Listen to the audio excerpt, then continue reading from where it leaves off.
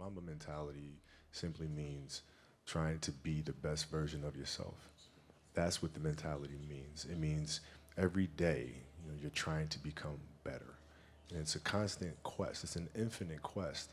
So starting at the age of 2, when I first started playing the game, and on and on and on, I always ask questions. I always try to get better every single day. No, it doesn't, it never leaves. It never leaves. The game is just a part of me. So it never leaves. Even now that I'm retired, everything that I've learned from the game of basketball, I've carried it over into life. Like basketball's helped me be a better person, a better friend, a better How so? father. Well, because there's life lessons that are within the game, like communication, like unselfishness, like attention to detail, and empathy and compassion. Like all those things are in the game. And as an athlete, if we are aware of those things, it helps us become better human beings. And you can apply that toward your post basketball days, retirement, into your business world, your Sure. future ventures. Sure. I mean, you can apply. I was applying that even while I was playing, just in life outside of the game, and even more so now. In building a business and all these things. The kind of culture you want to have. If your job is to try to be the best basketball player you can be, right? To do that, you have to practice. You have to train, right? You want to train as much as you can, as often as you can. So if you get up at 10 in the morning, train at 11, right? 12, say 12, train at 12, train for 2 hours, 12 to 2. You have to let your body recover. So you eat, recover, whatever. You get back out, you train, start training again at 6. Train from 6 to 8, right? And now you go home, you shower, you eat dinner, you go to bed, you wake up, you do it again, right? Those are 2 sessions. Right, now imagine you wake up at 3, you train at 4, you go 4 to 6, come home, breakfast, relax, blah, blah, blah. Now you're back at it again, 9 to 11, right? You relax, and now all of a sudden you're back at it again, 2 to 4, and now you're back at it again, 7 to 9. Look how much more training I have done by simply starting at 4, right? And so now you do that, and as the years go on, the separation that you have with your competitors and your peers just grows larger and larger and larger and larger and larger. And by year 5 or 6, doesn't matter what kind of work they do in the summer, they're never going to catch up because they're 5 years behind. Right? So it makes sense to get up and start your day early because you can get more work in. Mamba mentality, the obsessiveness. This is just like you said. I'm going to get up at 4. Everybody's get up at 6. If everybody's going to get up at 4, I'm going to get up at 2. Right. Right. How do you develop that, or where do you learn that from? Well, I think it's just it's just a matter of what's important to you. And what's important to you for whatever reason.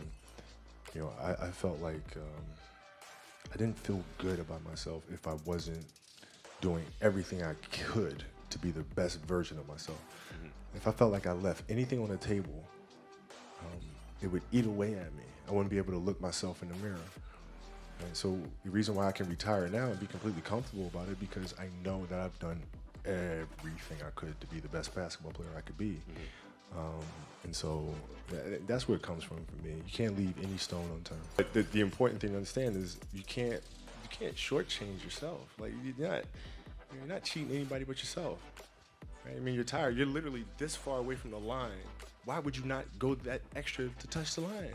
Right? So if I let him get away with that, right, all of a sudden he starts maybe to cheat something over here, right? Not give his best over here, not give his best over here. And as years go on, he's going to be he's not going to reach his full potential because he's been taking these little shortcuts that just add up. And you can't let that happen. It's like that's where the obsessiveness is having attention to detail for the action that you are performing at the time you're performing it. And if you can have that kind of focus, you can't help but to have a certain level of obsession or attention to detail. Like you're always going after it. Always going after it. And if there's a challenge that ensues, oh, good, I want to see how I stack up to that. So you go after it. And it's just, it's fun. It's like you get a chance to compete against opponents, and you get a chance to see where you stack up against them. It's like, I want to see. Maybe I'm not good enough today. If that's fine. I'll be good enough the next time I see you, though. And you get a chance to always measure yourself. And it's just fun to do that. So I guess that's where relentlessness comes from. You break it down into sections, and you just one foot in front of the other, one step at a time. Next thing you know, you're at the top of the mountain. It's not anything that's external or anything that's superficial. I think the greatest fear you face is yourself, because we all have dreams, and it's very scary sometimes to accept the dream that you have, and it's scarier still to say, okay, I want that. It's scary because you're afraid that if you put your heart and soul into it and you fail, then how are you going to feel about yourself, right? So being fearless means putting yourself out there and going for it. No matter what, go for it. Not for anybody else, but for yourself. You're aware of a certain fear or a certain obstacle or challenge, right? You're just aware of those things, and then from there you can navigate through them. But I look at them all as one connecting